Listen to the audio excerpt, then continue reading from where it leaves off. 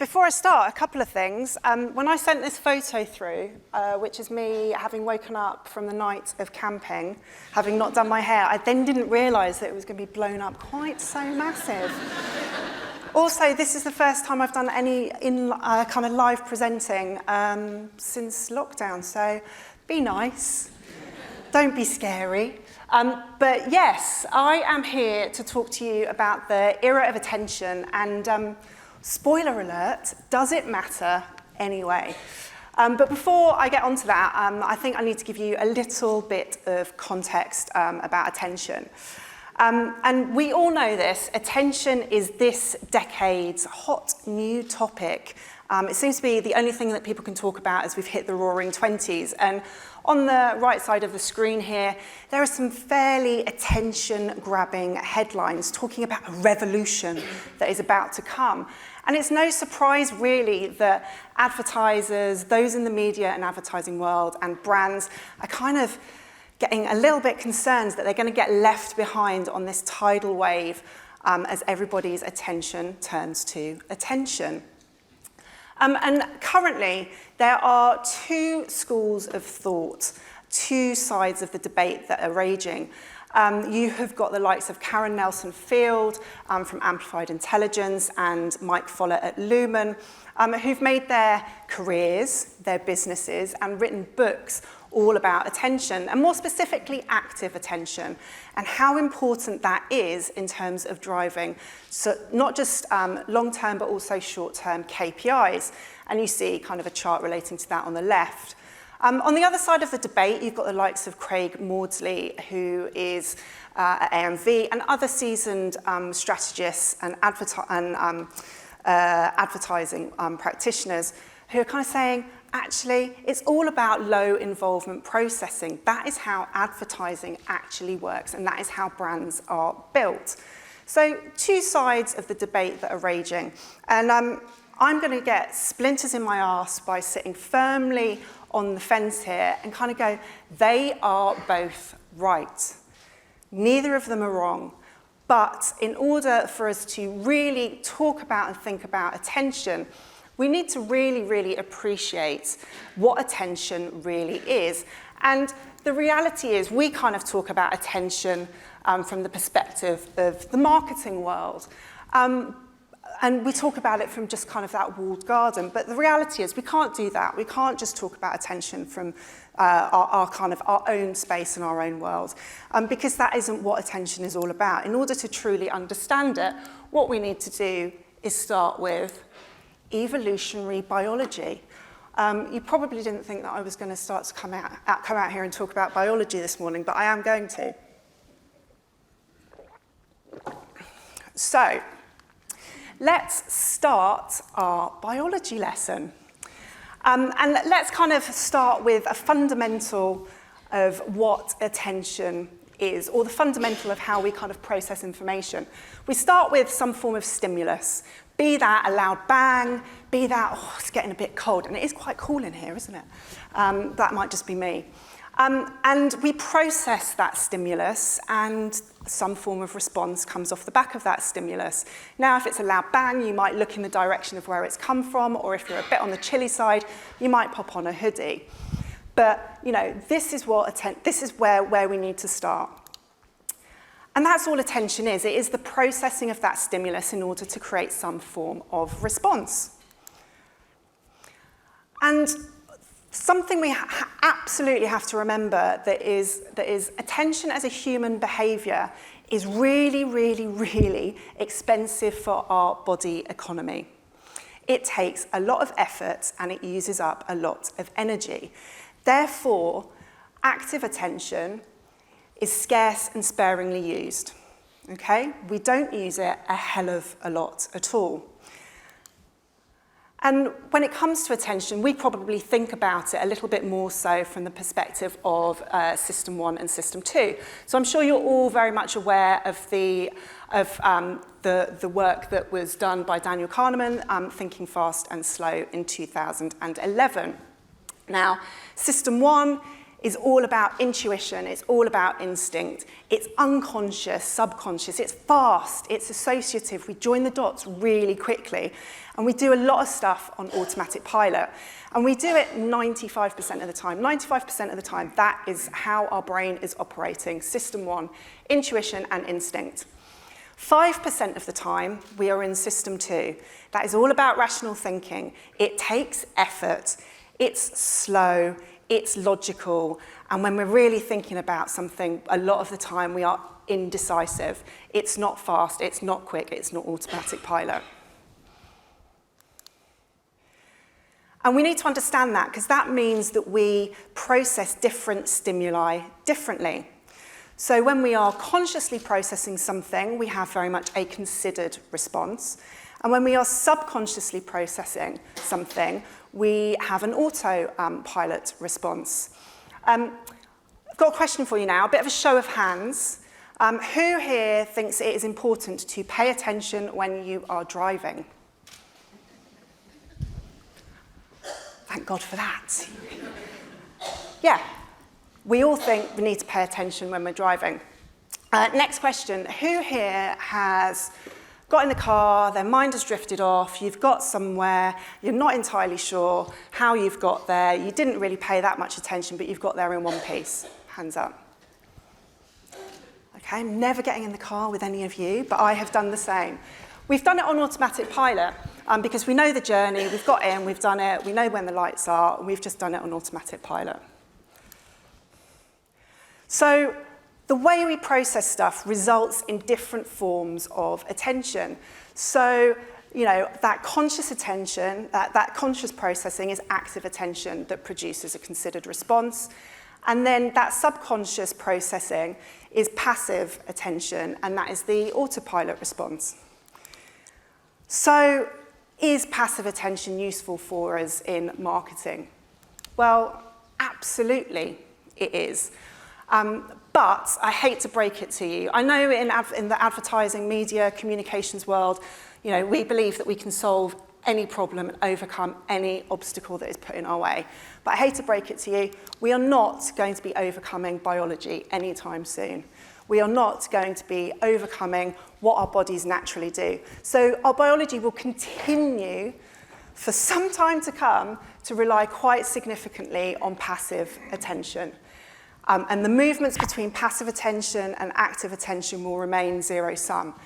And that's because these two things, active attention and passive attention, they work in conjunction with each other.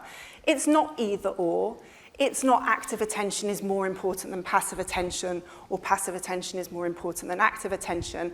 It's active attention and passive attention together.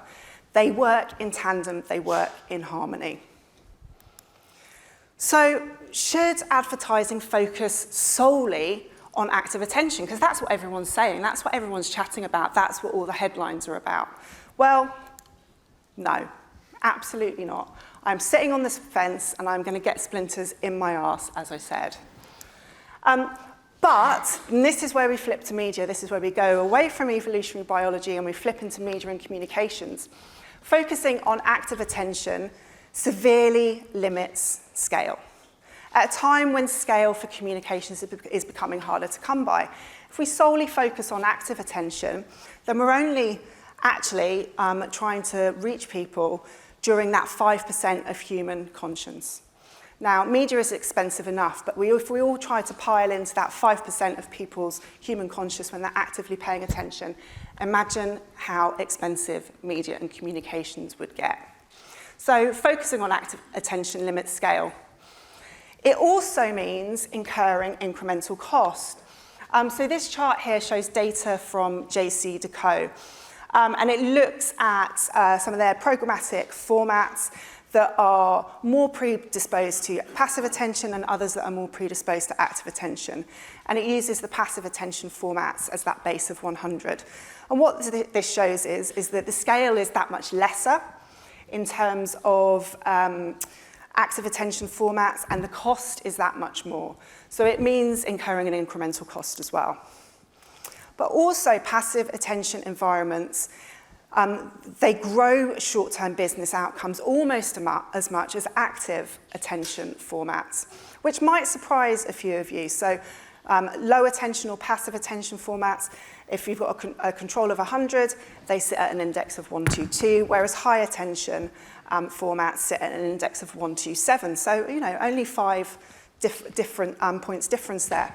And it might surprise you that this data is from WARC and is from Karen Nelson-Field. Saying active attention is all important. Well, passive attention does a pretty good job as well. What we need to do is make sure that we have a balanced approach when it comes to attention. It's not either or, it's not one over the other, it is a balanced approach between them. Especially when you think about how attention naturally changes across the consumer journey or across a funnel. So if we start with the bottom of the funnel, the type of attention that we're paying when somebody is at the bottom of the funnel is very different when they're at the top, and they're far more likely to be in an active attention state when they're bottom of funnel. In the messy middle, attention is far more fluid, but at the top of the funnel, generally people are more likely to be in a passive attention state because, remember, System 1, that is the state that we are in 95% of the time. So attention naturally changes across the consumer journey. And so what we need to do is we need to make sure that we are not planning for one attention system over the other, but we are planning for both attention systems. And the way that you need to do that is kind of go, well, what form of attention do I need? And it's like horses for courses. It depends what the brief is. It depends what the challenge is that you've got. So ensure that you plan for both attention systems. If, for example, you are looking to build a brand or you are looking to drive mental availability, then you need to be planning for System 1, which is where people spend 95% of their time. However, if it is you're looking at pushing new product development, new messages, rational consideration is important, you need to be planning for active attention. So you need to strike a balance between the two. But kind of saying, striking a balance between the two, and it depends upon what the brief is, doesn't necessarily make the most exciting of headlines. Hence why you've seen the swirl of headlines of late that we are seeing around the attention conversation and debate.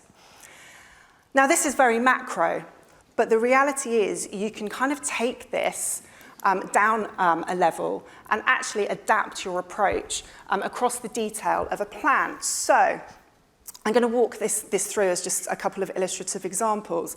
If you have a new product message, then, as I said, you need to be in the active attention space.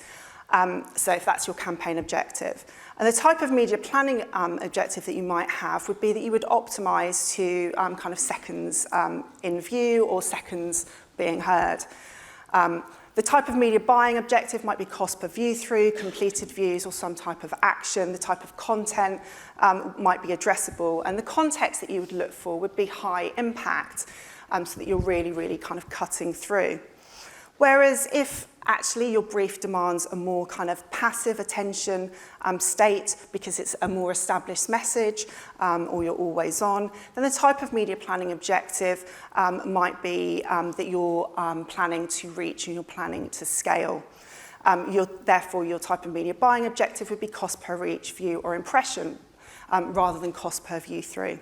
The type of content would have a much longer shelf life and would be broadcast, and the type of context would be high reach. So dependent upon what your brief is and dependent upon the attention state that you need to focus on, then you can follow it all the way through to the micro elements of your media plan. Now, this, to me, is kind of quite straightforward because we've probably all been doing this for as long as we've been working in media and advertising and communications. At the end of the day, you adapt dependent upon what your brief is, and that is what we will have all been doing for a long time.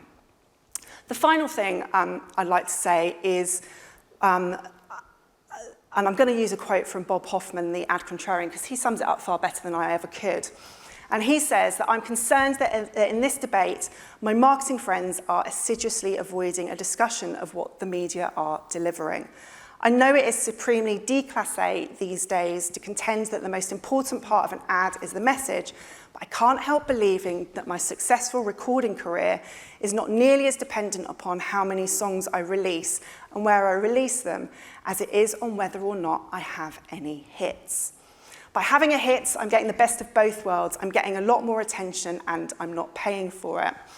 And when I read this quote and then I was kind of asked to speak today, it made me kind of think back to a moment in my life whereby I was very much in a state of passive attention, but then something happened that 100% snapped me out of it.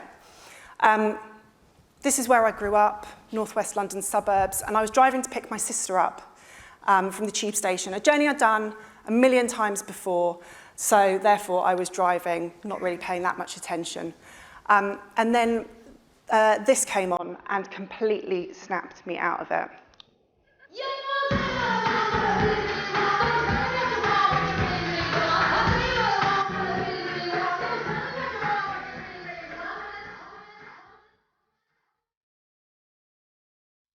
So my final thought, or two thoughts that I want to leave you with, are that, you know, plan for active and passive attention. But do you know what? If you have a creative, bona fide advertising hit, you can cut through and switch that passive attention to active attention. Thank you.